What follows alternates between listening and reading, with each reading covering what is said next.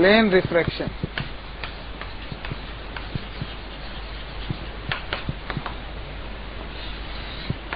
Plane refraction देखिए, जैसे आप लोगों ने देखा होगा कई बार कि अपन किसी टब वगैरह में अगर कोई सिक्का रखा रहता है तो वो सिक्का हमें ऊपर उठा हुआ दिखाई देता है। सेम वही प्रोसेस आज अपन पढ़ने वाले हैं कि प्लेन रिफ्रैक्शंस में, ठीक है। तो इसमें सबसे पहले हेडिंग आता है अपना एपेरेंट डेप्थ, कि वो जो सिक्का हमें ऊपर उठा हुआ दिखाई दे रहा है तो एक्चुअल में उसकी डिस्टेंस तो ज्यादा है, लेकिन हमें ऊपर उठा हुआ दिखाई दे रहा है तो वो उसकी डिस्टेंस जो सरफेस है, लिक्विड की सरफेस है, कितनी है? कम। तो वही अपन एपेरेंट डेप्थ कैलकुलेट करना चाहते हैं। देखिए, ये वो सरफेस जो दो मीडियम को क्या कर रही है? अलग, N1 और N2 को। कैसे? ये N2 और ये N1, दो मीडियम, दोनों मीडियम को अलग करने वाली सरफेस है ये, ठीक है। हमने एक ऑब्जेक्ट को यहां पे रख दिया, ठीक है, ऑब्जेक्ट को रख दिया। ऊपर कौन? जो ऑब्जर्वर है, जो देख रहा है इसको, ठीक है।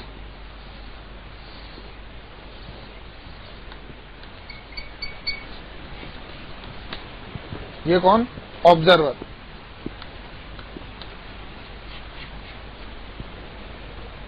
और ये कौन? ऑब्जेक्ट, ठीक है।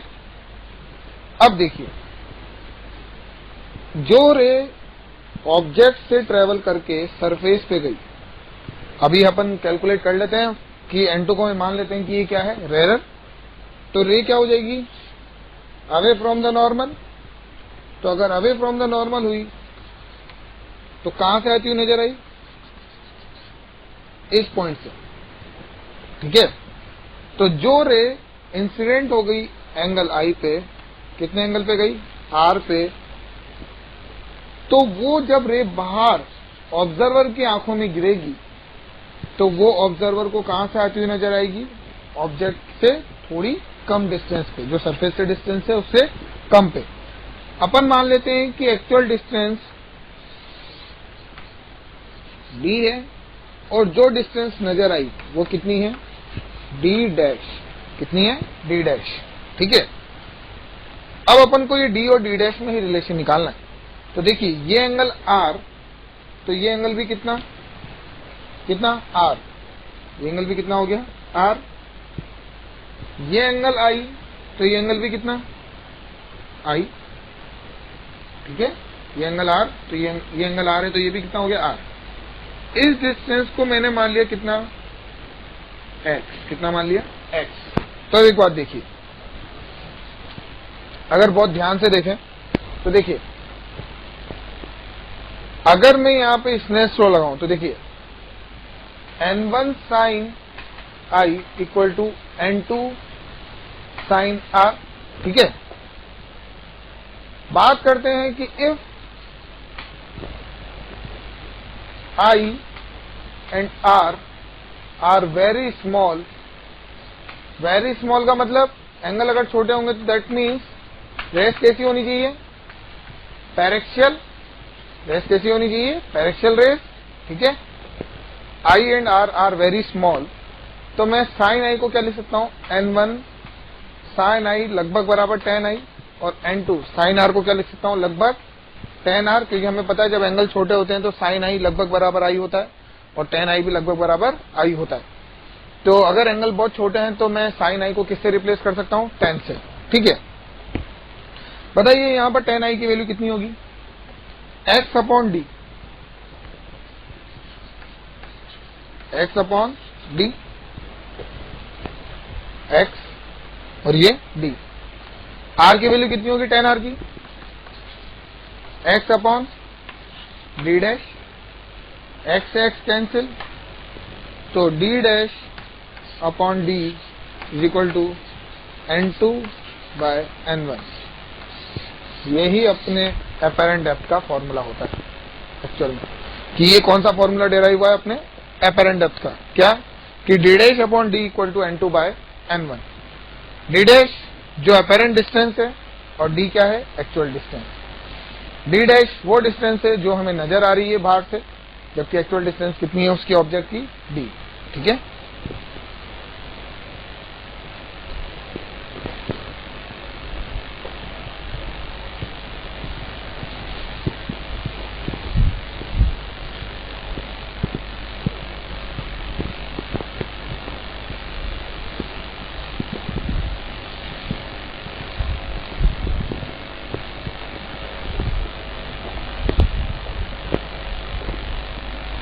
तो अपन क्या बोल सकते हैं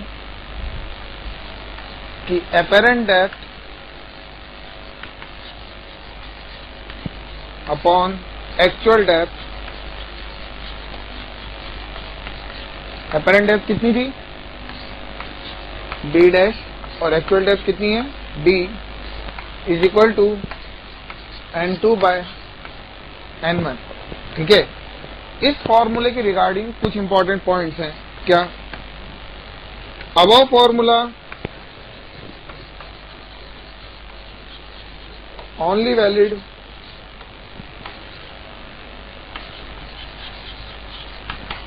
when rays are paraxial। Rays कैसी हो? पैरेक्शियल। एंगल ऑफ इंसिडेंस क्या होनी चाहिए? छोटे, तभी आप साइन आई को क्या मान सकते हो? Ten I. सेकंड, N2 है उस वाले मीडियम का refractive index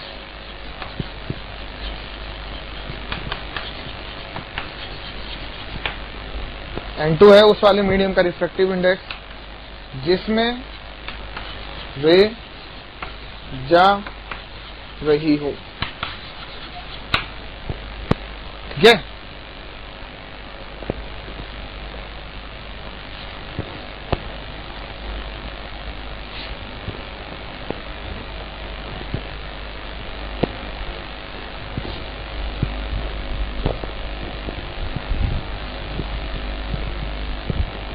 third important point, दो पॉइंट तो अपन ने लिख लिए थे। थर्ड पॉइंट, N1 है उस वाले मीडियम का रिफ्रैक्टिव इंडेक्स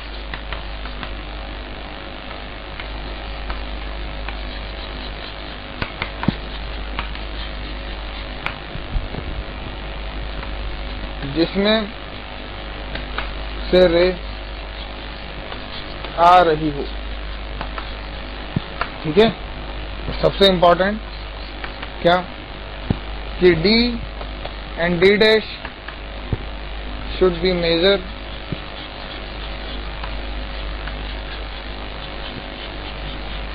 from surface।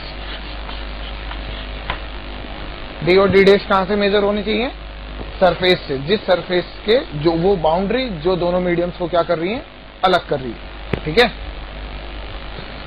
अब देखिए इस पे क्वेश्चंस अब करते हैं अपन की कैसे क्वेश्चंस होते हैं इन पे।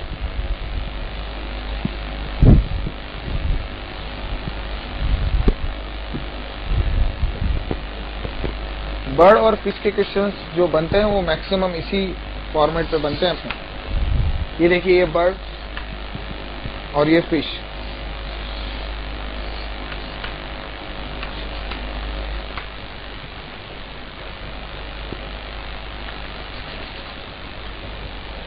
बर्ड की डिस्टेंस सरफेस से 36 सेंटीमीटर और फिश की भी 36 सेंटीमीटर मान लेते हैं। ठीक है, बर्ड किसमें? एयर में n=1 और फिश किसमें? n=4/3। क्वेश्चंस क्या है देखिए,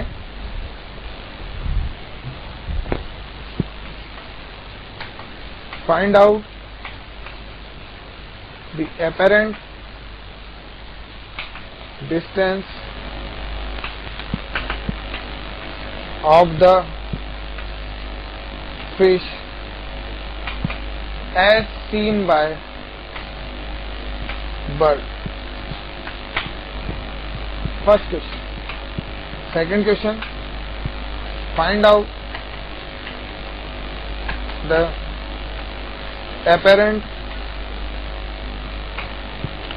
distance of the bird as seen by fish। Solve करिए। दो क्वेश्चन है। क्या? Find out the apparent distance of the fish as seen by bird. Bird को कितनी अपेरेंट डिस्टेंस नजर आ रही है? किसकी? फिश की। सेकंड, कि find out the apparent distance of the bird as seen by fish. Fish को बर्ड की कितनी नजर आ रही है अपेरेंट डिस्टेंस। क्लियर है बात। सॉल्व करिए इस क्वेश्चन को।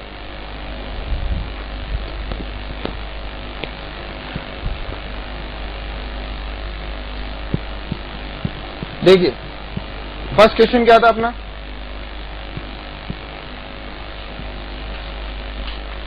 फर्स्ट क्वेश्चन क्या था, find out the apparent distance of the fish as seen by bird. किसको कौन देख रहा है, बर्ड देख रही है। बर्ड किसकी डिस्टेंस को मेजर करना चाहती है, फिश की। कौन सी डिस्टेंस, अपेरेंट डिस्टेंस। तो देखिए इस टाइप के फॉर्मेट के जब भी क्वेश्चन होते हैं तो उसमें सबसे बड़ी प्रॉब्लम ये होती है कि अपन को यही पता नहीं चलता कि रेज इंसिडेंट कहां से करनी। क्वेश्चन में क्या पूछा, बर्ड को फिश की कितनी डिस्टेंस नजर आ रही है। कौन देख रहा है, बर्ड। तो रेस कहां से आनी चाहिए, फिश से। अगर आपने बर्ड से रेस निकाल दी तो आपके एकदम गलत आंसर आएगा। सबसे इंपॉर्टेंट चीज कि पहले तो ये कंसीडर करो कि एक्चुअल में रेस आनी कहां से चाहिए। रेस कहां से आनी चाहिए, कौन देख रहा है, बर्ड देख रही है। किसको देख रही है, फिश को। तो रेस जाएगी फिश से बर्ड की तरफ। दैट मीन्स रे गई फिश से निकली, किसकी तरफ जानी चाहिए, बर्ड की तरफ। बर्ड किधर है, ऑब्जर्वर अपना कौन से मीडियम में, n=1 में। किसमें है, रेयरर में। अवे फ्रॉम द नॉर्मल हो गया। इसका मतलब है कि जो ये डिस्टेंस आनी चाहिए अपेरेंट, ये क्या आनी चाहिए, 36 से कम।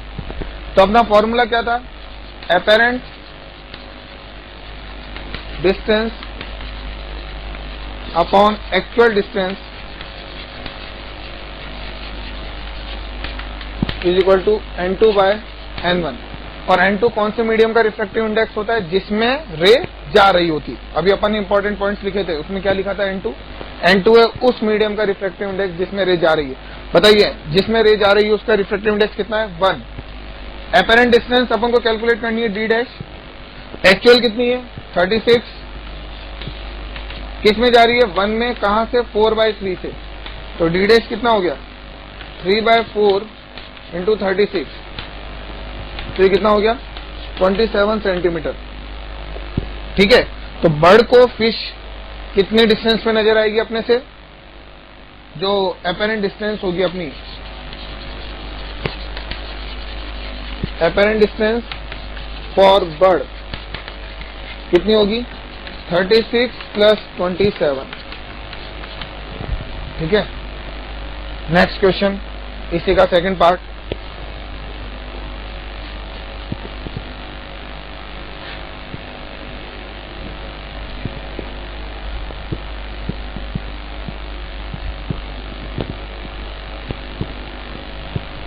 सेकेंड पार्ट क्या था, फिश देख रही थी किसको, बर्ड को।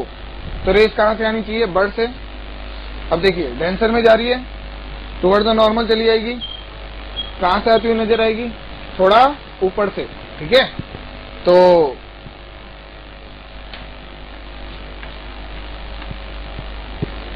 d' अपॉन d, n2 कितना हो गया, 4/3 डिवाइड बाय 1। तो d' कितना हो गया, 4/3 इंटू 36, 48 सेंटीमीटर। तो अपेरेंट डिस्टेंस जो होगी वो होगी 48 प्लस 36। ठीक है।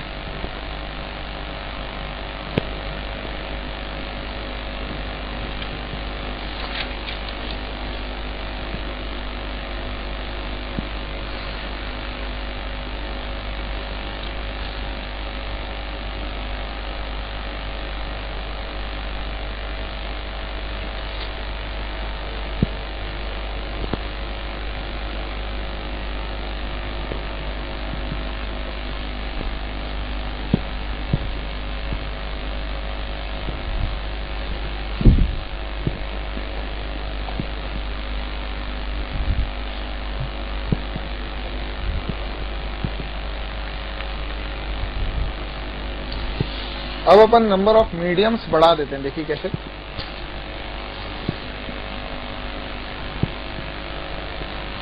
ये रिफ्रैक्टिव इंडेक्स 4/3, n=2 और n=1। ठीक है। एक ऑब्जेक्ट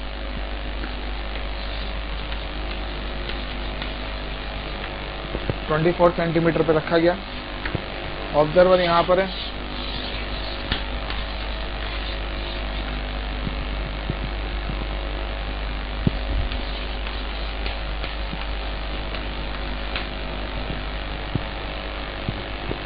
ये डिस्टेंस ले लिया अपन ने कितनी, ऑब्जर्वर की डिस्टेंस है 10 centimetre. Again question, find out the apparent distance between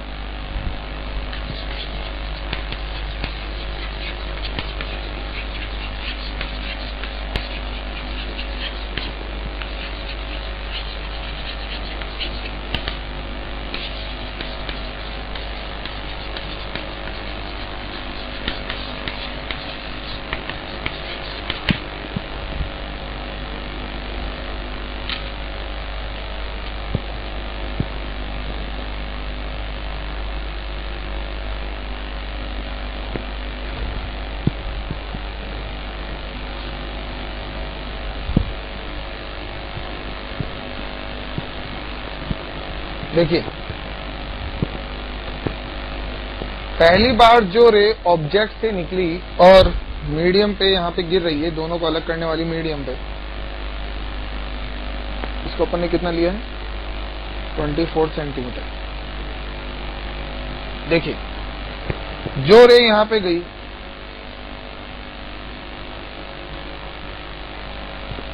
two denser है 4/3 के कंपैरिजन में, ठीक है, तो किधर हो जाएगी, टुवर्ड्स द नॉर्मल। कहां से आती हुई नजर आएगी, थोड़ी पीछे से, ठीक है, पीछे से आती हुई नजर आई।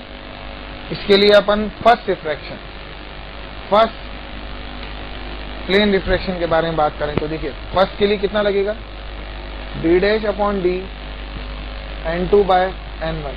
d' कितना है, d' अपन को कैलकुलेट करना है, d कितना है 24, n2 कितना 2 और n1 कितना 4/3, ठीक है। तो देखिए, d' कितना आया 4/3, यानी कितना हो गया ये 3 × 2 / 4 × 24, कितना हुआ ये 2 2 12 36 सेंटीमीटर, ठीक है। इसका मतलब है कि ये जो डिस्टेंस हो गई, ये कितनी हो गई 36 सेंटीमीटर, ठीक है। जब ये रे इस मीडियम पे गिरी यहाँ पे, तो देखिए इस मीडियम को क्या लगेगा, सेकंड रिफ्लेक्शन। इस मीडियम को लगेगा कि रे कहां से आ रही है 20 + 36 से, तो एक्चुअल डिस्टेंस कितनी हो गई d सेकंड के लिए 20 + 36 that is equal to 56 centimetre. तो जब मैं इसके लिए फॉर्मूला लगाऊंगा कितना, d' d is equal to n2/n1, तो इस फॉर्मूले में d' जो कैलकुलेट होगा, लेकिन d जो यूज होगा वो कितना होगा 56, n2 कितना हो गया, जब ये रे बाहर जाएगी तो कितना 1, और n1 कितना हो गया 2, तो 1/2, तो d' की वैल्यू कितनी है अपने पास 28 सेंटीमीटर। मतलब जब ये रे यहाँ पे इंसिडेंट हुई और रिफ्रैक्ट हुई, तो ये कहां से आती हुई नजर आ रही है, इस पॉइंट से, तो ये डिस्टेंस कितनी है अपने पास 28 सेंटीमीटर, ठीक है। तो जो ऑब्जर्वर और ऑब्जेक्ट के बीच की जो अपेरेंट डिस्टेंस है, distance observer and object is equal to कितना हुआ 28 + 10 38।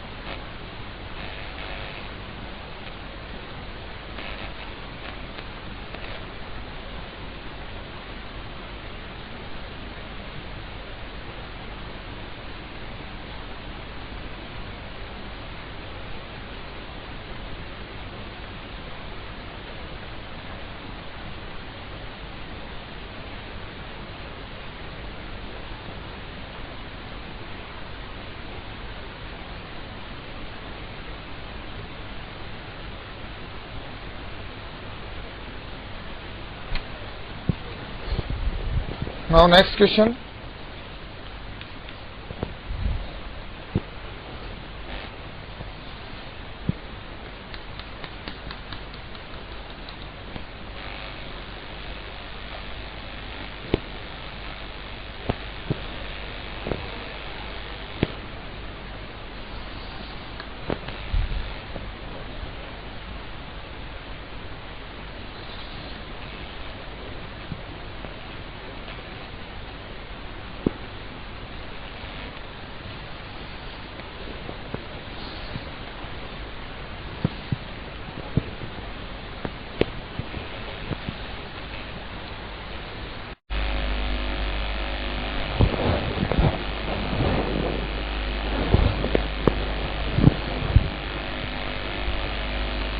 now next topic, velocity in plane refraction.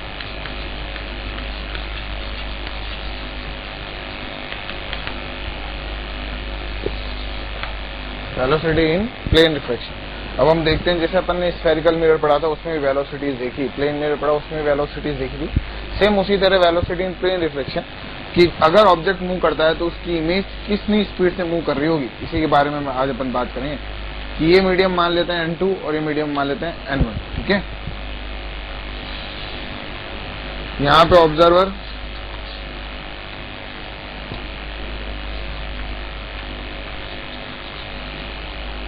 यहाँ पे क्या है, ऑब्जर्वर, ठीक है, और इस पॉइंट पर मान लेते हैं कि ये डिस्टेंस x पर कौन रखा हुआ है, ऑब्जेक्ट, ठीक है। अब बात करते हैं कि अगर रे ऑब्जेक्ट से ट्रेवल करके जब दूसरे मीडियम में जा रही है तो वो थोड़ी सी डेविएट हो जाती है, तो क्या जहां से आती हुई नजर आती है क्या वही अपनी अपेरेंट डेप्थ होती है, ठीक है। तो अपन ने मान लिया कि ये डिस्टेंस कितनी हो गई, y, ठीक है। If object move with speed velocity of object, ठीक है, तो अपन क्या बोल सकते हैं कि अपने अपेरेंट डेप्थ का फॉर्मूला क्या आया था कि रे किस में जा रही है, n2 में, तो n2 upon n1 is equal to apparent depth कितनी है अपने पास, y, और एक्चुअल डेप्थ कितनी थी उसकी, x, तो y इक्वल टू कितना हो गया, n2 by n1 into x, ठीक है। तो देखिए y क्या है, इमेज के जहां पर हमें ऑब्जेक्ट की अपेरेंट डिस्टेंस नजर आ रही है, क्या बेसिकली हम इसको एक इमेज बोल सकते हैं। तो ऑब्जेक्ट जो एक्चुअल में यहाँ पर है वो इस पोजीशन पे नजर आ रहा है, तो अगर ऑब्जेक्ट आगे मूव करेगा तो इमेज भी मूव कर रही होगी। तो अपन ये देखते हैं कि इमेज की वेलोसिटी कितनी है, लेकिन एक बात देखिए, ये जो डिस्टेंस है x, उसके चेंज होने की रेट को हम क्या बोलेंगे, वेलोसिटी ऑफ ऑब्जेक्ट, और आई के चेंज होने की रेट को, वाई को चेंज होने की रेट को हम क्या बोलेंगे, वेलोसिटी ऑफ इमेज। लेकिन हमने यहाँ पे सरफेस को नहीं चलाया, और हमें पता है कि जब भी अपन ने वेलोसिटीज निकाली थी तब हमने उस जिस पॉइंट से मेजर करते हैं उस पॉइंट की मूवमेंट को भी कंसिडर किया था। जैसे प्लेन मिरर में क्या प्लेन मिरर के मूवमेंट को भी कंसिडर किया था कि velocity of object with respect to mirror, और जब अपन स्फेरिकल मिरर पे आए थे तब भी अपन ने मिरर के मूवमेंट को कंसिडर किया था। तो अगर अपन बात करें कि ये जो दोनों मीडियम्स को अलग करने वाली सरफेस है, अगर वो भी खुद चल रही हो, वेलोसिटी ऑफ सरफेस माने इसको कि अगर इसकी वेलोसिटी ऑफ सरफेस है, तो ये बात क्या कंसिडर करनी पड़ेगी अपन को कि जो x में चेंज होने की रेट है वो किसके रेस्पेक्ट में होनी चाहिए, सरफेस के रेस्पेक्ट में, ठीक है। तो हम इसको अगर डिफरेंशिएट करें, dy बाय dt इज n2 by n1 into dx by dt, तो ये y क्या है, ऑब्जेक्ट की पोजीशन में चेंज होने की रेट, y क्या है, इमेज की पोजीशन में चेंज होने की रेट किसके रेस्पेक्ट में, सरफेस के रेस्पेक्ट में। तो velocity of image with respect to surface is equal to n2 by n1 velocity of object with respect to surface, क्योंकि x में चेंज होने की रेट क्या है, velocity of object with respect to surface. तो हमारे प्लेन रिफ्लेक्शन में velocity का फॉर्मूला क्या है, velocity of image with respect to surface is equal to n2 by n1 velocity of object with respect to surface.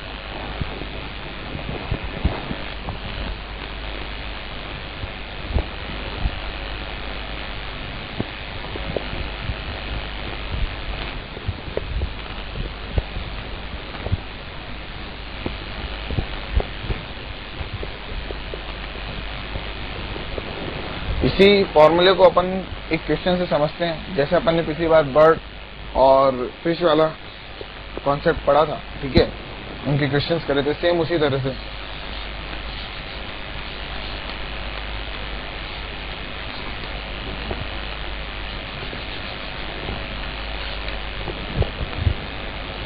मान लेते हैं कि बर्ड ऊपर जा रही है कितने से, 12 सेंटीमीटर पर सेकंड से, और बर्ड नीचे आ रही है कितने से, 24 सेंटीमीटर पर सेकंड से। सरफेस को भी मूव करा देते हैं कि सरफेस भी ऊपर चल रही है, दोनों मीडियम को अलग करने वाली सरफेस 1 सेंटीमीटर पर सेकंड से। इस मीडियम को ले लेते हैं n = 1 and this medium is n = 4/3, ठीक है। तो अपने सामने जो सबसे पहला क्वेश्चन आता है क्या, कि फाइंड आउट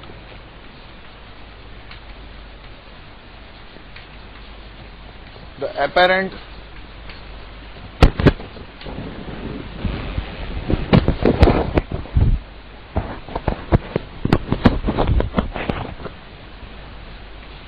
speed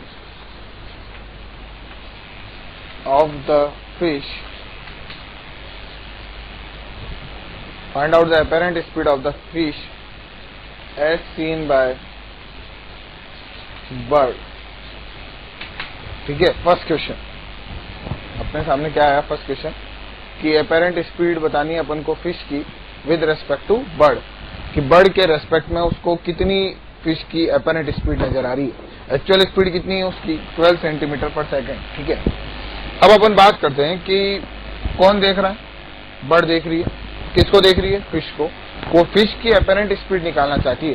तो देखिए देखने वाला कौन है, बर्ड, तो रे किधर जाएगी, फिश से जाएगी किसकी तरफ, बर्ड की तरफ।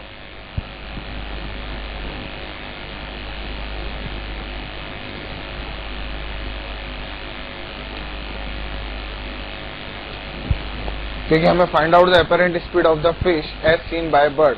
तो देखिए अपने लिए velocity of image with respect to surface is equal to n2/n1 velocity of object with respect to surface, ठीक है, ये अपना फॉर्मूला था।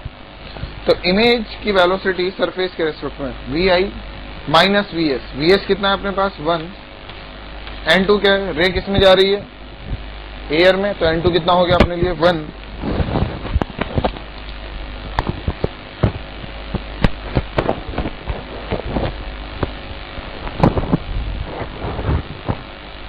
n2 कितना हो गया अपने लिए 1, और ये कितना हो गया n1 4/3। तो वेलोसिटी ऑफ ऑब्जेक्ट कितना है अपने पास, बताइए, फिश कितने से चल रही है, 12 सेंटीमीटर से, पॉजिटिव में 12 - 1, तो velocity of image -1 is equal to 3/4 into 11, तो ये कितना हो गया अपने पास 33/4। तो velocity of image is equal to 33/4 plus 1 is equal to 37/4 centimetre पर सेकंड। अब एक बात देखिए, ये हमारे पास आई वेलोसिटी ऑफ इमेज, ये लेकिन कौन से फ्रेम में आई अपने पास, ग्राउंड फ्रेम में, ठीक है। अपन को किसके लिए निकालनी है इसको, बर्ड के लिए। तो क्या अपन ऐसे बोल सकते हैं कि velocity of image with respect to bird is equal to velocity of image minus velocity of bird, ठीक है, क्योंकि हमें बर्ड के लिए इमेज की वेलोसिटी निकालनी है, जबकि ये इमेज की वेलोसिटी अपने जो कैलकुलेट हुई है 37/4 is with respect to ground. तो वेलोसिटी ऑफ इमेज कितनी है 37/4, वेलोसिटी ऑफ बर्ड कितनी है अपने पास -24, अपन ने ऊपर पॉजिटिव माना है, तो ये माइनस माइनस क्या हो जाएगा प्लस, तो 24। इसको कैलकुलेट करने के बाद जो हमारे वेलोसिटी ऑफ इमेज आएगी वो विद रिस्पेक्ट टू बर्ड होगी, ठीक है। इसी में नेक्स्ट क्वेश्चन कि अगर अपन बात करें क्या,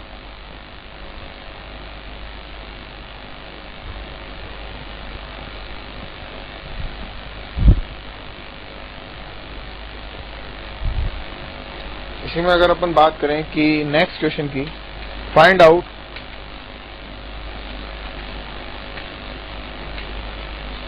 apparent speed of the bird as seen by fish। देखिए अब कौन देख रहा है, फिश। अगर फिश देख रही है किसको, बर्ड को, तो इस बार रे किधर आनी चाहिए, फिश से आनी चाहिए, किसकी तरफ, बर्ड की तरफ।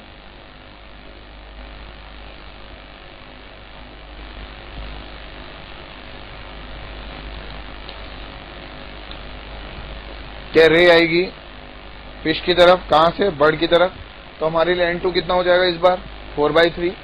तो अगेन वही फॉर्मूला क्या कि velocity of image with respect to surface is equal to n2/n1 velocity of object with respect to surface. देखिए कितना हुआ, वेलोसिटी ऑफ इमेज सरफेस कितने चल रहा है 1 से -1। इस बार अपने लिए n2 की वैल्यू कितनी होगी 4/3, क्योंकि रे किस में जा रही है 4/3 वाले मीडियम में, और कहां से आ रही है एयर से, तो n1 कितना हो गया 1। ऑब्जेक्ट की वेलोसिटी कितनी बताइए, ऑब्जेक्ट कितने चल रहा है -24 से, और minus velocity of surface is equal to -1। तो velocity of image -1 is equal to ये कितना हुआ 24, ये हो गया 25 4, तो ये हो गया अपने पास 100 -100/3। ठीक है, तो वेलोसिटी ऑफ इमेज कितनी आई अपने पास 100 -100/3 + 1 that is equal to -97/3 centimetre पर सेकेंड। ये हमारे पास वेलोसिटी ऑफ इमेज आई, लेकिन हमें पता है कि हमें velocity of image with respect to fish निकालना है, क्योंकि फिश देख रही है उसको और फिश को एपेरेंट स्पीड कैलकुलेट करनी है। तो velocity of image minus velocity of fish that is equal to -97/3 minus velocity of fish. Fish की वेलोसिटी पॉजिटिव है, इसलिए यहाँ पर अगेन क्या लिखी जाएगी -12। तो ये जो हमारे पास स्पीड आएगी वो वेलोसिटी ऑफ इमेज होगी विद रिस्पेक्ट टू फिश।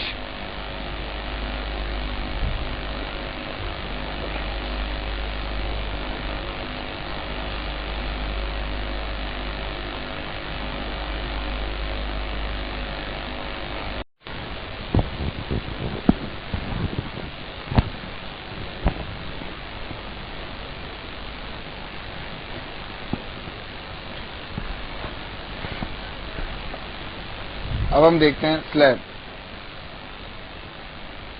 देखिए जब लाइट रे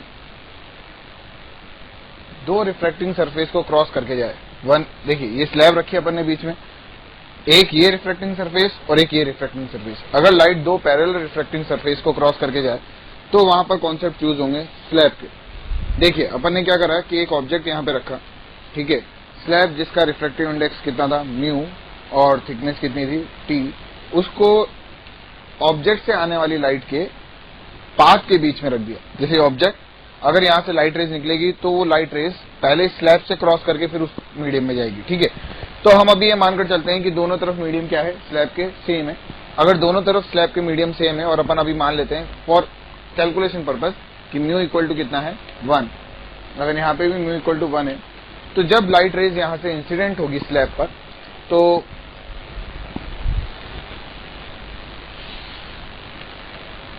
क्या डेंसर मीडियम में जा रही है, डेंसर मीडियम में जा रही है तो टुवर्ड्स द नॉर्मल।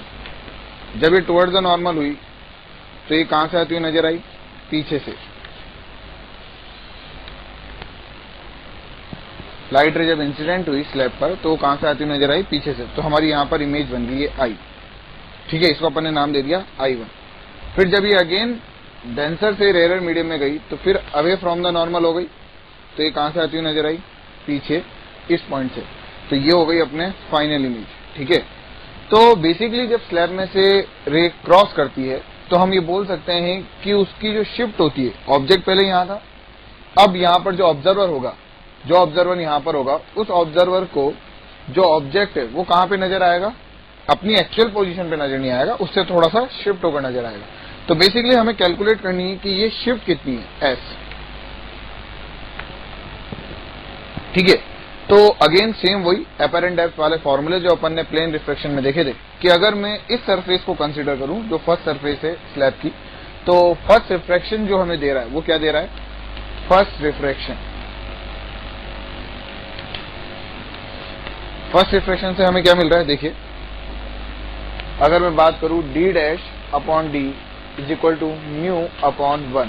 ठीक है, क्योंकि सेकंड वाला मीडियम कौन सा है म्यू, और d की वैल्यू अगर मैं बोल रहा हूं कि ऑब्जेक्ट को मैंने x डिस्टेंस पे रखा है, मान लीजिए कि ऑब्जेक्ट की स्लैब से डिस्टेंस कितनी है x, तो ऑब्जेक्ट की सरफेस से डिस्टेंस कितनी हो गई x, तो एक्चुअल डिस्टेंस हो गई x, और d' हमें कैलकुलेट करना है इज इक्वल टू म्यू, तो d' is equal to mu x। ठीक है, ये हुआ फर्स्ट रिफ्रैक्शन। ये फर्स्ट रिफ्रैक्शन के बाद जब रे सेकंड वाली सरफेस पे इंसिडेंट हुई, जब सेकंड सरफेस पे इंसिडेंट हुई तो फर्स्ट इस सेकंड सरफेस को रे कहां से आती हुई नजर आएगी, डी डैश प्लस टी से। जब सेकंड वाली इस सरफेस से रिफ्रैक्शन हुआ तो ऑब्जेक्ट कहां पे पहुंच गया, पीछे। कितने डिस्टेंस पे सरफेस से, डी डैश पे। जब सेकंड वाली सरफेस से रिफ्रैक्शन हुआ तो सेकंड वाली सरफेस के लिए ऑब्जेक्ट की पोजीशन क्या होगी, डी डैश प्लस टी। तो अगर अपन बात करें किसका, सेकंड रिफ्रैक्शन की,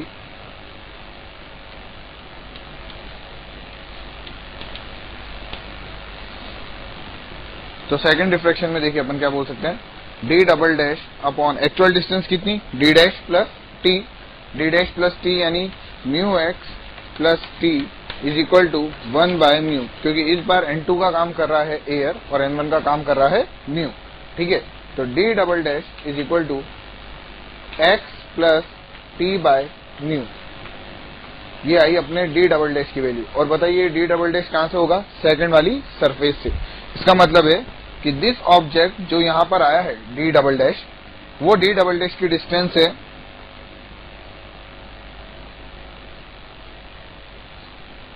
इस सरफेस से। हमें कैलकुलेट क्या करना है, शिफ्ट एस। ठीक है, तो अगर मैं शिफ्ट के बारे में बात करूं कि शिफ्ट कितना है, तो देखिए शिफ्ट के बारे में कैसे बोल सकते हैं अपन कि ऑब्जेक्ट यहां पे था, फाइनली वो यहां पर दिखाई दे रहा है, तो ऑब्जेक्ट की सेकंड वाली सरफेस से डिस्टेंस कितनी होगी, देखिए एक्स प्लस टी। ठीक है, और इमेज की डी डबल डैश, तो मैं x प्लस टी में से डी डबल डैश सब्ट्रैक्ट कर दूं तो मेरे पास ये शिफ्ट आ जाएगी s। तो देखिए कितनी आ रही है, x plus T minus D double dash. तो ये कितना हुआ अपने पास, x plus T minus x minus T by mu. तो शिफ्ट आया अपने पास टी 1 माइनस 1 बाय म्यू।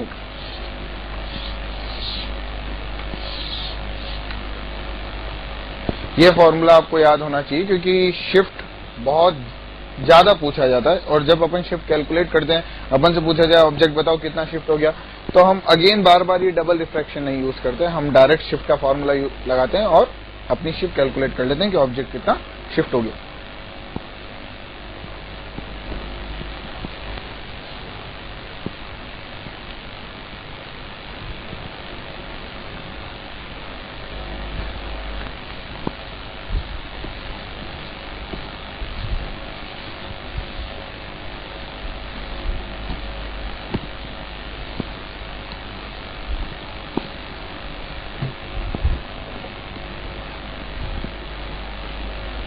अभी अपन ने सराउंडिंग मीडियम को स्लैब के क्या माना था, एयर। अगर स्लैब के, इसको नाम देते हैं म्यू ऑफ स्लैब, भार सराउंडिंग, म्यू ऑफ सराउंडिंग, और भार भी यहां पर म्यू ऑफ सराउंडिंग। ठीक है, ऑब्जेक्ट रखा हुआ है यहां पर। ठीक है, तो इस केस में जो शिफ्ट होगी T 1 minus mu of surrounding upon mu of slab, where T is the thickness of the slab। ये आपको याद होना चाहिए। मीन्स अगर सराउंडिंग मीडियम एयर हो तो T 1 माइनस 1 बाय म्यू, और अगर surrounding medium slab means air ना हो तो T 1 minus mu of surrounding upon mu of slab. ठीक है,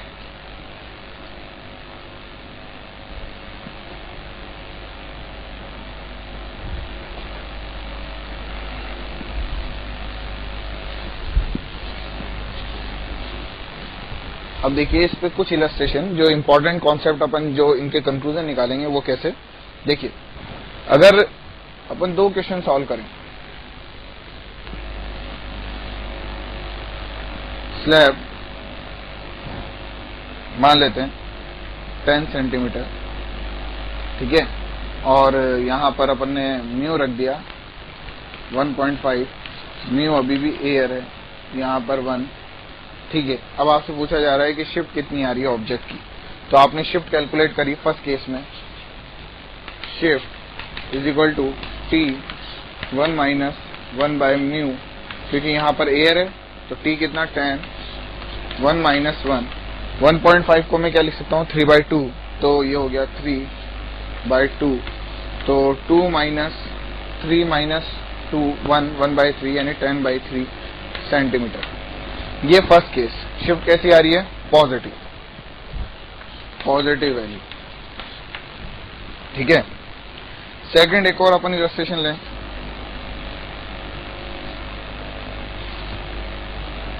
इस बार म्यू अगेन 1.5 है, लेकिन सराउंडिंग मीडियम को 2 कर दिया अपन ने, mu equal to 2। Again distance जो है वो 10 सेंटीमीटर है। इस केस में शिफ्ट देखते हैं, तो देखिए इस केस में शिफ्ट का फॉर्मूला क्या लगेगा, T 1 minus mu of surrounding upon mu of slab, तो ये कितना होगा 10, 1 माइनस म्यू ऑफ सराउंडिंग कितना 2, स्लैब का 1.5 यानी 3/2, तो ये आया अपने पास -1/3, तो ये -1/3 का मतलब -10/3 सेंटीमीटर नेगेटिव। देखिए नेगेटिव और पॉजिटिव का सिग्निफिकेंस क्या होता है, इसके बारे में थोड़ी सी बात करते हैं, क्योंकि नेगेटिव और पॉजिटिव का क्लियर होना कॉन्सेप्ट बहुत जरूरी है। कि अगर मैं यहाँ ऑब्जेक्ट रख रहा हूँ, इस केस में भी मैंने यहाँ पर ऑब्जेक्ट रखा, ठीक है, एक बार स्लैब आ रही है, शिफ्ट आ रही है पॉजिटिव, और एक बार शिफ्ट आ रही है नेगेटिव, तो अपन क्या बोल सकते हैं कि जब शिफ्ट पॉजिटिव आती है तो इसका मतलब है कि जो फाइनली ऑब्जर्वर को ऑब्जेक्ट दिखाई दे रहा है वो आगे दिखाई दे रहा है। मीन्स शिफ्ट अगर पॉजिटिव आ रही है तो आपका ऑब्जेक्ट यहाँ पर आ गया, अगर पहले इनिशियल कंडीशन में यहाँ पर है तो ये आपका फाइनल होगा ओडेश, तो ये शिफ्ट होगी आपकी 10/3। लेकिन अगर आपकी शिफ्ट नेगेटिव आ रही है तो इसका मतलब है कि वो स्लैब से दूर की तरफ शिफ्ट हो गया। मीन्स ओ अगर यहाँ पर है इनिशियल तो अब फाइनल यहाँ पर होगा, ठीक है। तो शिफ्ट आई अपने पास पीछे कितनी 10/3। मतलब अगर शिफ्ट आए पॉजिटिव तो हमारी रेस ऐसे इंसिडेंट होती है, तो टुवर्ड्स द रेस शिफ्ट होती है, और अगर शिफ्ट नेगेटिव आए तो जिधर रे जा रही है उसके अपोजिट शिफ्ट आती है। बेसिकली अपन ने जो पहले कॉन्सेप्ट बनाया था काम की रेस का, तो वैसे बोल सकते हैं कि if shift is positive then the object move towards the काम की रेस, या फिर यूं बोले object move towards the slab. और अगर शिफ्ट आए नेगेटिव तो मैं ये बोल सकता हूं कि object move away from the slab, ठीक है। तो यहाँ पे जो अपन ने इंपॉर्टेंट कंक्लूजन निकाले उनके लिए इंपॉर्टेंट पॉइंट्स अपन लिख लेते हैं कि फॉर्मूला कब कब वैलिड है और ये शिफ्ट पॉजिटिव नेगेटिव का क्या सिग्निफिकेंस है सब कुछ, ठीक है।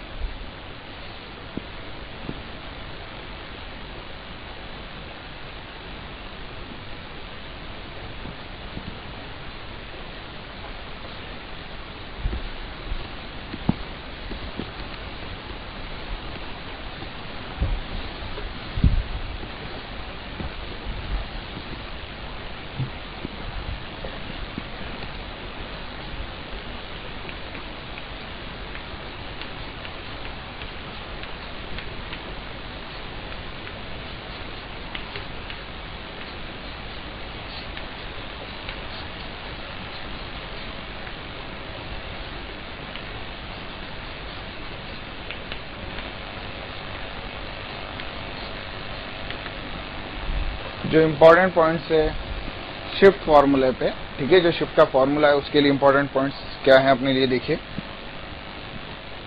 First point, rays should be paraxial. क्यों? क्योंकि जो हमने शिफ्ट का फॉर्मूला यूज किया है, जो कैलकुलेट किया है शिफ्ट का फॉर्मूला, वो अपन ने अपेरेंट डेप्थ वाले फॉर्मूले से कैलकुलेट करा है, d'/d इक्वल टू n2/n1। और अपन को पता है जब अपन ने जो अपेरेंट डेप्थ वाला फॉर्मूला डेराइव किया था तब अपन ने एंगल ऑफ इंसिडेंस को बहुत छोटा माना था, sin i को लगभग बराबर tan i, ये बोला था अपन ने। इसका मतलब ये फॉर्मूला इनडायरेक्टली क्या पैरेक्शियल रेस के लिए वैलिड होगा, क्योंकि अगर रेस पैरेक्शियल नहीं होगी तो अपेरेंट डेप्थ वाला फॉर्मूला वैलिड नहीं होगा, तो हम शिफ्ट भी कैलकुलेट नहीं कर पाएंगे, ठीक है ना। मीन्स जो शिफ्ट का फॉर्मूला है वो तभी वैलिड है जब आपके रेस केसी हो पैरेक्शियल। ठीक है, अब एक बात देखिए, सेकंड, अगर मैं सेकंड पॉइंट के बारे में बात करूं तो सेकंड पॉइंट क्या होना चाहिए, medium on both side of the slab is same. Medium क्या होना चाहिए, दोनों साइड स्लैब के सेम होना चाहिए। ठीक है, अगर स्लैब के दोनों साइड मीडियम अलग अलग हुआ तो हमको पूरा डेराइव करके अपेरेंट डेप्थ वाले फॉर्मूले से ही एक एक सरफेस पे रिफ्रैक्शन कैलकुलेट करके ही शिफ्ट कैलकुलेट करनी पड़ेगी। ठीक है, मतलब अगर आपके स्लैब के दोनों साइड्स मीडियम अलग अलग है, जैसे अभी अपन ने 2 और 2 लिया था, अगर एक तरफ 2 है एक तरफ 4 है तो आपको पहला रिफ्रैक्शन कंसीडर करना है, फिर अगेन सेकंड रिफ्रैक्शन कंसीडर करना है और उसके बाद आपको ये कैलकुलेट करना पड़ेगा। तो बेसिकली ये शिफ्ट का फॉर्मूला तभी वैलिड है जब रेस पैरेक्शियल हो। रेस पैरेक्शियल नहीं होंगी तो आपको शिफ्ट कैलकुलेट करने में थोड़ी सी दिक्कत होगी। क्यों? क्योंकि उस टाइम ये अपेरेंट डेप्थ का फॉर्मूला वैलिड नहीं होगा। Second, medium on both side of the slab is same. Medium दोनों साइड क्या होना चाहिए, same. Third point, shift is independent of the object distance x from the slab। Means जो आपके shift है वो इंडिपेंडेंट है ऑब्जेक्ट डिस्टेंस से। देखिए अपन ने जब डेरिवेशन किया था तब ऑब्जेक्ट की डिस्टेंस को x माना था स्लैब से, और जो शिफ्ट आई वो इंडिपेंडेंट ऑफ x है। मीन्स आप ऑब्जेक्ट को स्लैब से कितनी भी डिस्टेंस पे रख दें, आपके जो शिफ्ट होगी वो वही होगी। ठीक है, क्योंकि इंडिपेंडेंट ऑफ x है, x पे डिपेंडिंग कर रही है ऑब्जेक्ट कितना भी दूर हो शिफ्ट के, मतलब मीन्स स्लैब के, और कितना भी पास हो। ठीक है, fourth point, shift comes out from the object। Means अगर मैं बोल रहा हूं कि शिफ्ट 2 सेंटीमीटर है तो 2 सेंटीमीटर वो ऑब्जेक्ट से ही होगी। मीन्स अगर मैं बोल रहा हूं कि ऑब्जेक्ट 2 सेंटीमीटर शिफ्ट हो गया तो वो 2 सेंटीमीटर शिफ्ट हो गया, मीन्स शिफ्ट जो हुई है वो ऑब्जेक्ट से आएगी, ना कि स्लैब से या कहीं और डिस्टेंस से। शिफ्ट जो मेजर की जाती है वो ऑब्जेक्ट से मेजर की जाती है, या तो ऑब्जेक्ट आगे शिफ्ट हो गया या फिर पीछे की तरफ, लेकिन होगा वो कहां से, अपनी प्रीवियस पोजीशन से। तो shift comes out from the object. ठीक है, ये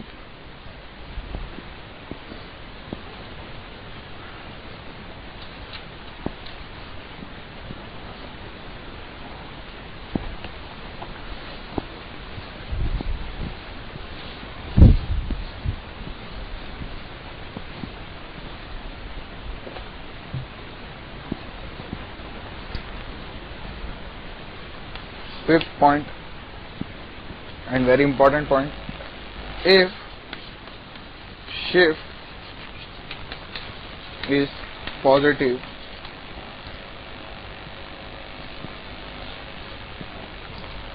then the object move towards the slab।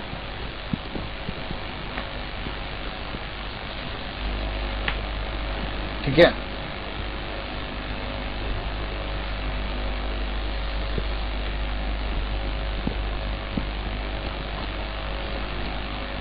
इसी में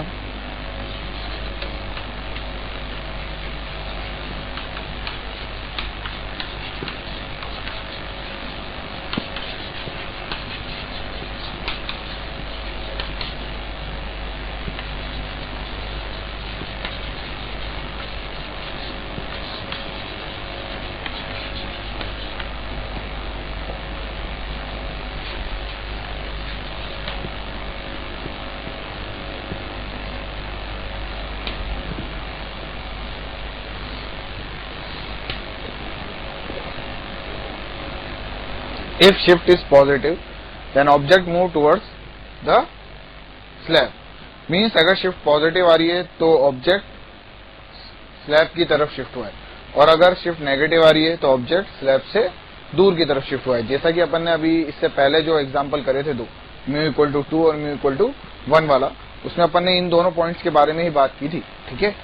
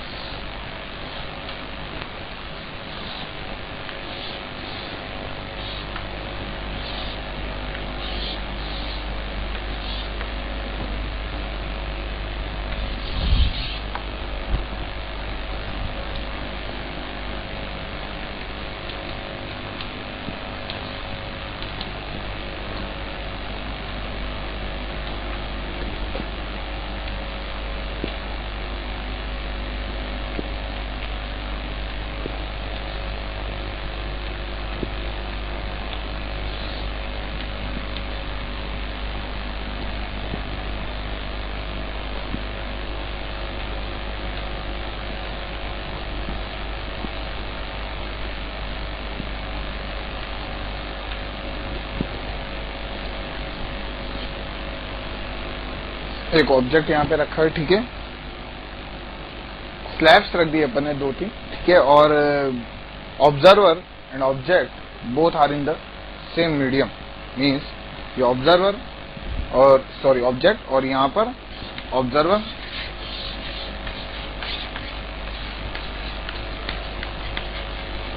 both are in the same medium, कि दोनों कहां पर हैं, μ=1 में। ठीक है, अब देखिए, जब बहुत सारी स्लैब्स होती हैं तो अपने दिमाग में डाउट आता है कि ये 10 सेंटीमीटर 12 सेंटीमीटर ये बीच में दिक्कत करेंगे, लेकिन एक्चुअल में पता है क्या है कि ये system as an equivalent system मान सकते हो आप कि ये तीनों स्लैब चिपकी हुई है।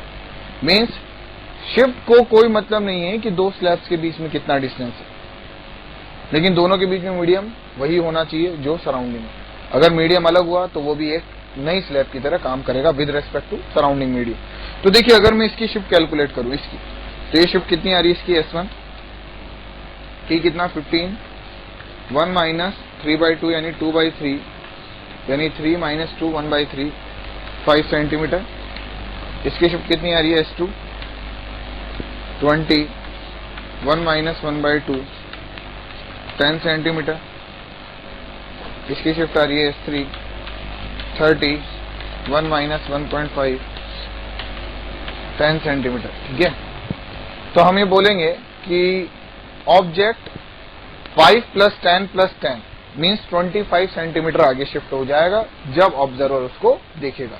मीन्स ये एक इक्विवेलेंट सिस्टम बन सकता है, मैं ऐसे बोल सकता हूं। ठीक है, कि जैसे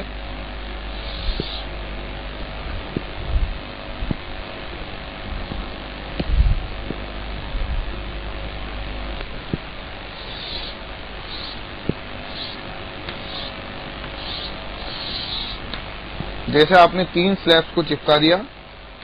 ठीक है, और ये ऑब्जर्वर और ये ऑब्जेक्ट।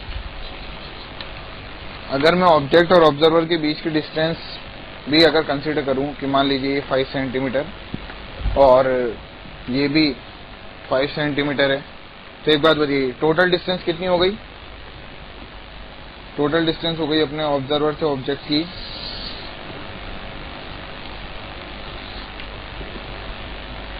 5 + 15 20, 10 30, 30 + 20 50, 50 + 30 80, 92, 92 प्लस 5 97 मीन्स ऑब्जर्वर और ऑब्जेक्ट के बीच की डिस्टेंस 97 सेंटीमीटर। ठीक है, जब ये ऑब्जर्वर है यहाँ पर हमने क्या करा, स्लैब्स को तीनों को चिपका दिया, mu equal to 1.5, mu equal to 2 और म्यू इक्वल टू अगेन 1.5। तो यहाँ पर इसकी शिफ्ट कितनी थी 5 सेंटीमीटर S1, S2 कितना था 10 सेंटीमीटर, S3 कितना था 10 सेंटीमीटर। तो जो ऑब्जेक्ट होगा, पहला ऑब्जेक्ट और ऑब्जर्वर के बीच की डिस्टेंस कितनी थी 97 सेंटीमीटर। अब इनका शिफ्ट टोटल कितना आया 25 सेंटीमीटर। तो बेसिकली 97 में से 25 सब्ट्रैक्ट कर देंगे तो इतना ही आगे ऑब्जेक्ट हमें नजर आएगा। मीन्स ऑब्जेक्ट की फाइनल पोजीशन मीन्स इमेज यहाँ पर होगी। हम क्या बोल सकते हैं कि यहाँ पर क्या बनेगी अपनी इमेज, जो कि कितनी सेंटीमीटर शिफ्ट होगी 25 सेंटीमीटर। ठीक है, उसको कोई मतलब नहीं है कि दो स्लैब्स के बीच में डिस्टेंस कितना है। मतलब अगर मैं इन तीनों स्लैब्स को अलग अलग रखी हूं, उनको ऐसे चिपका कर भी अगर क्वेश्चन सॉल्व कर लूं तो कोई दिक्कत नहीं। बट ध्यान रखना कि यहाँ पर ये जो शिफ्ट अपन ने कैलकुलेट करी है 1.5 की, 2 की, 1.5 की, अगेन ये शिफ्ट अपन ने कैलकुलेट करी है with respect to surrounding medium. Means अगर जब मैं इसकी शिफ्ट कैलकुलेट करूंगा तो इसकी shift with respect to surrounding medium calculate होगी, जबकि देखने पर ऐसा लग रहा है कि जैसे इसके पास में कौन सा मीडियम रखा हुआ है 2 का। शिफ्ट कैलकुलेट होगी with respect to surrounding medium. ठीक है, और individual shift with sign add होगी, साइन के अकॉर्डिंग ऐड करने के बाद जो रिजल्टेंट शिफ्ट आएगी वही उस ऑब्जेक्ट की फाइनली शिफ्ट होगी। ठीक है,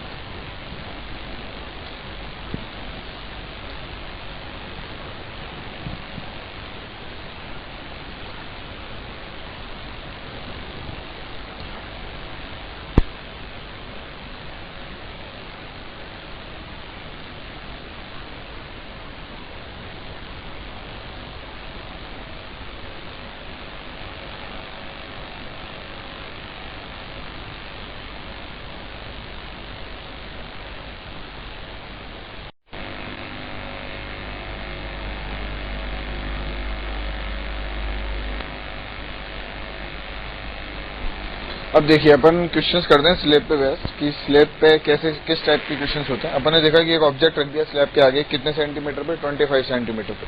ठीक है, मिरर और ऑब्जेक्ट के बीच में एक स्लैब इंसर्ट कर दिए। अब आपको बताना है कि फाइनल जो इमेज दिखाई देगी ऑब्जर्वर को वो मिरर से कितनी डिस्टेंस पर होगी। देखिए, जब ऑब्जेक्ट से रे जाएगी तो ऑब्जेक्ट से रे गई, डेंसर मीडियम में जा रहा है तो कि यहां से आती हुई नजर आई।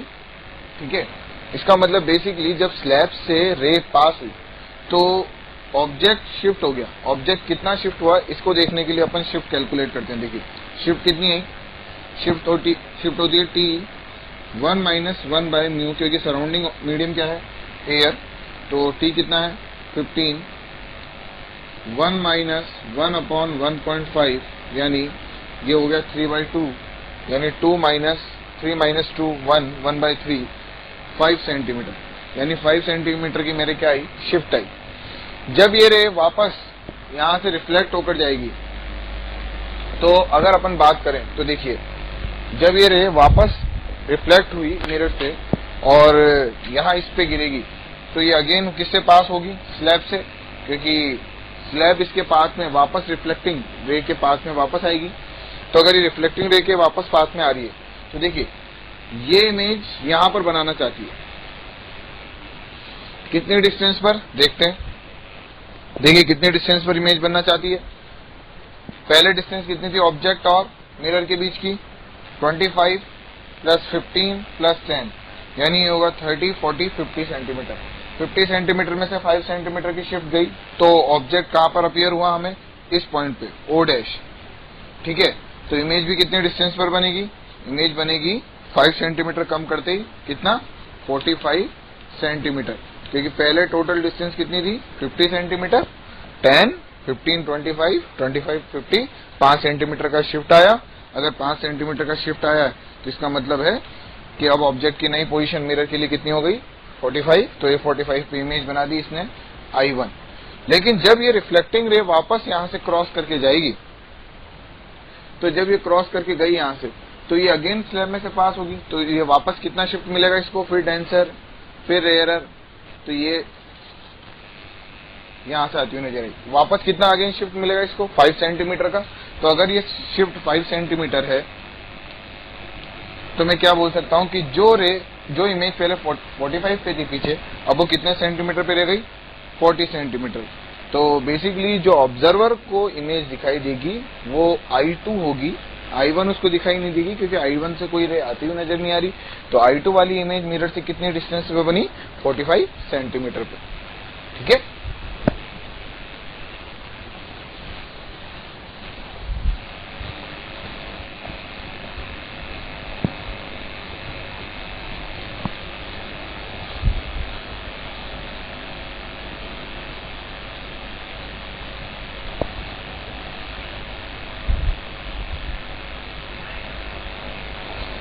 नाउ अब क्वेश्चन में अगेन अब मिरर को चेंज करते हैं। अब मिरर ले लिया अपन ने कॉन्वेक्स, ठीक है, बीच में अगेन वही स्लैब,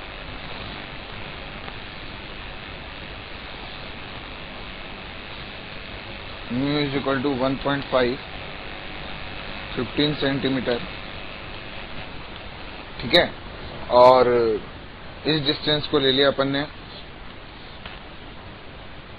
ऑब्जेक्ट रख दिया यहाँ पे 25 सेंटीमीटर, और ये डिस्टेंस ले लेते हैं अपन 5 सेंटीमीटर। ठीक है,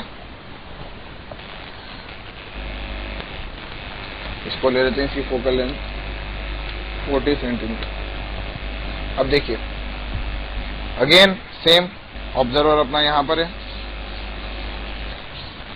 ठीक है, रह गई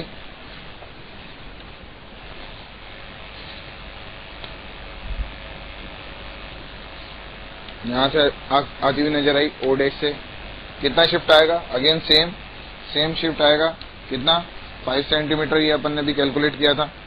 तो ये डिस्टेंस कितनी हो गई, 5 सेंटीमीटर, शिफ्ट हो गया 5। तो कॉनकेव मिरर के लिए यू कितना हो गया, यू हो गया, कॉन्वेक्स मिरर के लिए यू कितना हो गया, 15 minus 5 10, 10 plus 5 15, 15 plus 25, that is equal to कितना हो गया, 40 सेंटीमीटर। फोकल लेंथ इसकी पॉजिटिव होगी प्लस 40 सेंटीमीटर, यू नेगेटिव होगा क्योंकि पीछे से आ रही है रेस, ठीक है ना।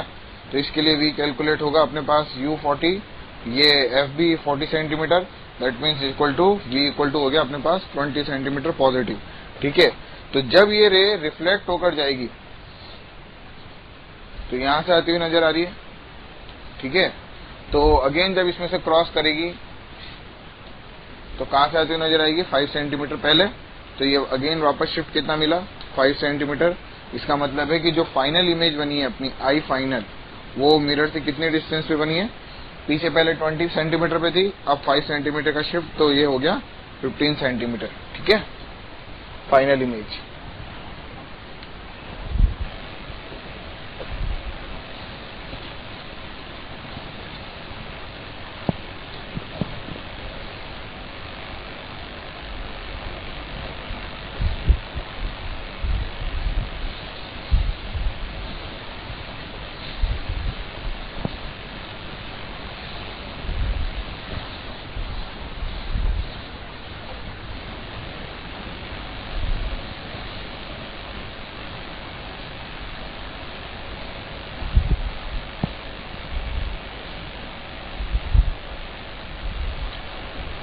देखिए नेक्स्ट क्वेश्चन, अपन ने प्लेन मिरर ले लिया, कॉन्वेक्स मिरर ले लिया, अब कॉनकेव मिरर के साथ स्लैब इक्वेशंस देखिए कैसे।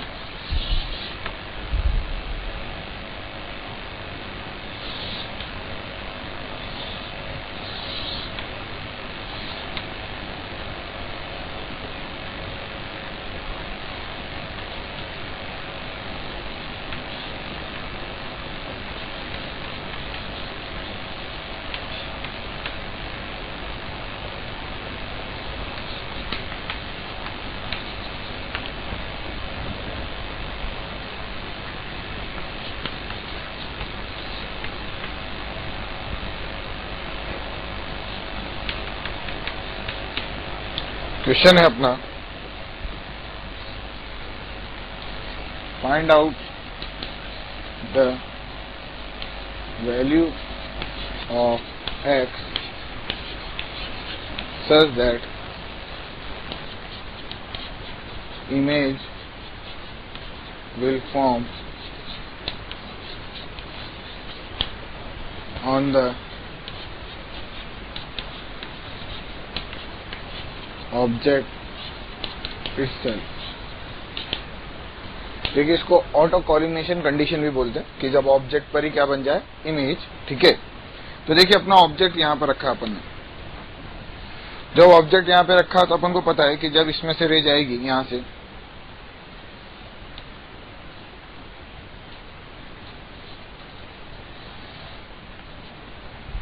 तो ये कहां से आती हुई नजर आ रही है, पीछे इसको अगर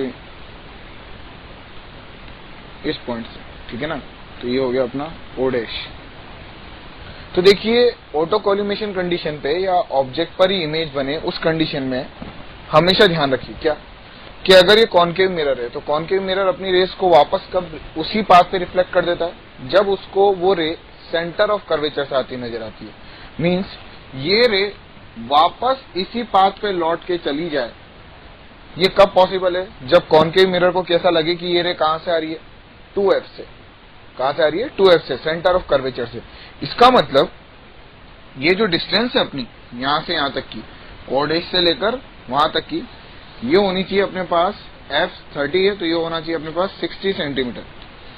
ठीक है, अब एक बात देखिए, ये 60 सेंटीमीटर है, दैट मीन्स मैं बोल सकता हूं कि 20 सेंटीमीटर ये, 15 सेंटीमीटर ये, तो 35 सेंटीमीटर तो ये हो गया। तो अपन को ऐसा लगता है कि 60 में से 35 सब्ट्रैक्ट करा तो ये आ गया 25 सेंटीमीटर। लेकिन ये डिस्टेंस होनी चाहिए 30 सेंटीमीटर। क्यों? क्योंकि अगर ये 30 सेंटीमीटर होगी तो जब ये रे जाएगी तो 5 सेंटीमीटर का शिफ्ट तो वैसे भी मिलेगा। अगर मैं इसी शिफ्ट की बात करूं तो इसका शिफ्ट कितना आएगा, 5 सेंटीमीटर। यानी अगर मैं इसको यहाँ पे 30 सेंटीमीटर पे रखता हूं तो देखिए टोटल कितना हो जाएगा, 30 प्लस 20 50 प्लस 15 क्या 65 हो गया। अगर ये 65 सेंटीमीटर हो गया तो जब ये रे यहां से क्रॉस करके वहां पे जाएगी तो 5 सेंटीमीटर का शिफ्ट वैसे भी मिलेगा। तो कॉनकेव मिरर को कहां से आती हुई नजर आएगी, ये 60 सेंटीमीटर से। तो 60 सेंटीमीटर किसके बराबर हो गया, 2f के। तो ये रे वापस रिफ्लेक्ट हो जाएगी। दैट मीन्स मेरे लिए x की वैल्यू कितनी हो गई, मेरे लिए x की वैल्यू हो गई कि अगर मेरे को टोटल डिस्टेंस 65 रखनी है तो ये हो गया 20 प्लस 30 35। तो मेरे लिए x की वैल्यू हो गई कितना, 65 minus 35 is equal to 30 centimetre. ठीक है ना।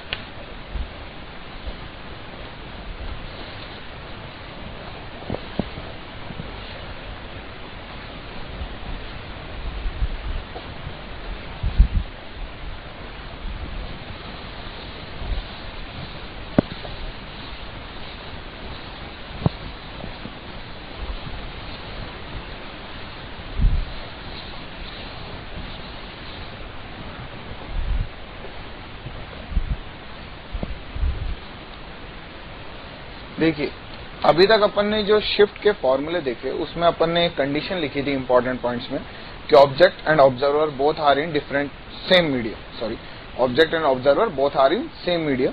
तो अब अपन वो केस कंसीडर कर रहे हैं जब ऑब्जेक्ट और ऑब्जर्वर दोनों क्या हो, डिफरेंट मीडियम में हो। मीन्स अपन वो फॉर्मूला डिराइव कर रहे हैं जब ऑब्जेक्ट और ऑब्जर्वर क्या हो, डिफरेंट मीडियम में। Formula when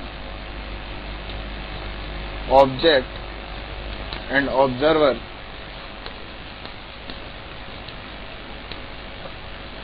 both are in different medium, दोनों क्या हो, डिफरेंट मीडियम में।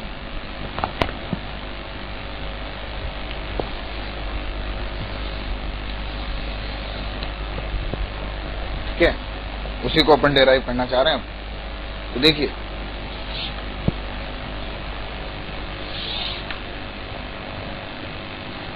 ऑब्जेक्ट N1 मीडियम में डिस्टेंस कितनी, ये मान लेते हैं T1। बीच में दूसरा मीडियम N2, डिस्टेंस कितनी T2 N3 ऑब्जर्वर, डिस्टेंस कितनी,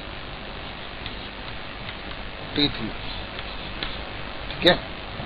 अब देखिए T मीडियम है, N1 N2 and N3, object भी N1 मीडियम में और ऑब्जर्वर N3 मीडियम में, दोनों का मीडियम क्या है, डिफरेंट। वापस अपन अगेन वही डेरिवेशन करते हैं जो अपन पहले कर रहे थे अपन स्लैब के लिए, क्या कि प्लेन रिफ्रैक्शन के फॉर्मूले d'/d is equal to N2/N1। सबसे पहले मैं कंसीडर करता हूं फर्स्ट रिफ्रैक्शन। अगर मैं फर्स्ट रिफ्रैक्शन के बारे में बात करूं तो देखिए क्या होगा।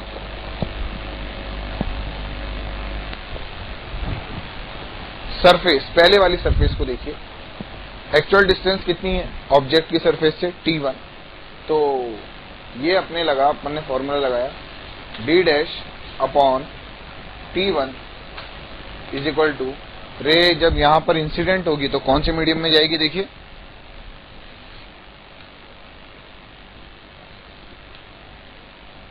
क्या N2 में जा रही है, तो अपने यहां पर क्या आएगा d'/T इक्वल टू N2/N1। तो d' कितना आ गया अपने पास, N2/N1 इंटू T1, ठीक है। ये पहला रिजल्ट जो अपने पास आया है। सेकंड कि अब ये जो डिस्टेंस आई है d', वो कहां से आई है अपने पास, फर्स्ट सरफेस से। तो अगर मैं इसको पीछे मानूं कि ये पीछे की तरफ जा रहा है, इमेज पीछे की तरफ जा रही है, तो ये डिस्टेंस कितनी होगी अपने पास, d', ठीक है।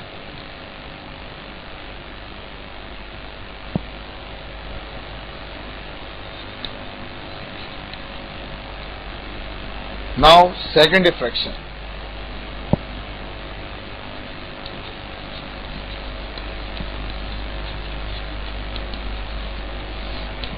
सेकंड डिफ्रैक्शन में देखिए क्या होगा कि अब यहां वाली सरफेस पे सेकंड डिफ्रैक्शन हो रहा है। अगर इस सरफेस पे सेकंड डिफ्रैक्शन हो रहा है तो देखिए मैं क्या कंसीडर करूंगा, d' plus T2 is the actual distance from this surface of the object.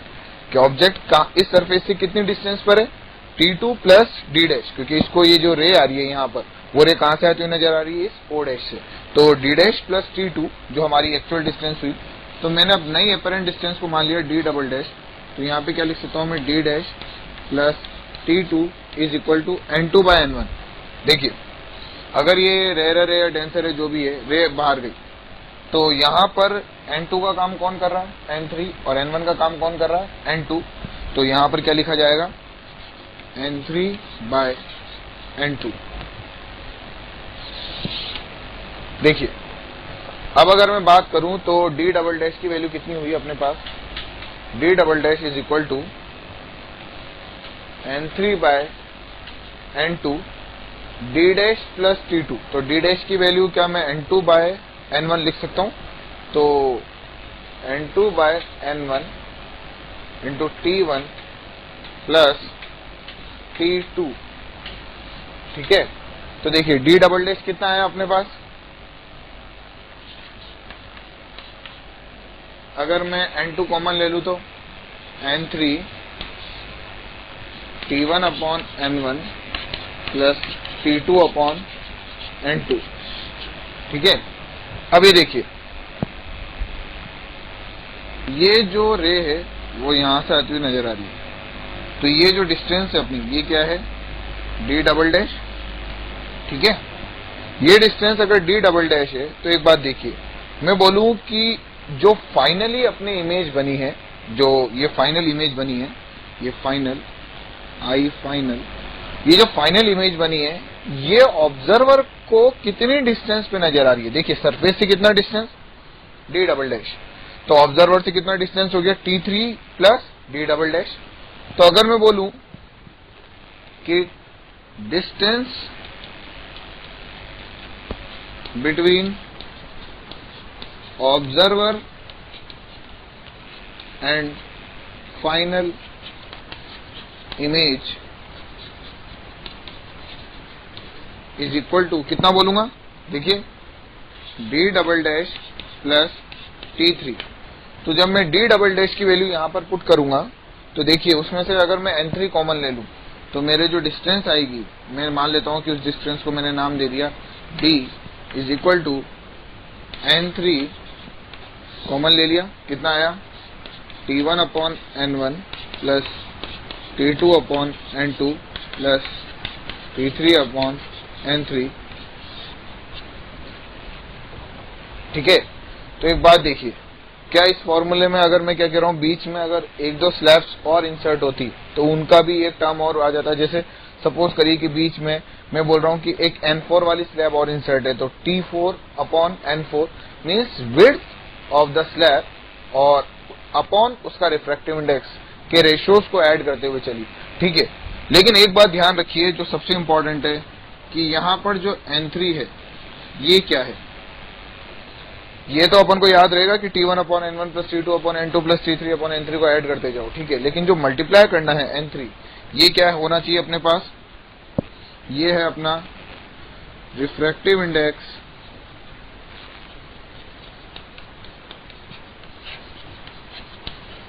Of observer, and में किससे मल्टीप्लाई करना अपन को, रिफ्रैक्टिव इंडेक्स ऑफ ऑब्जर्वर।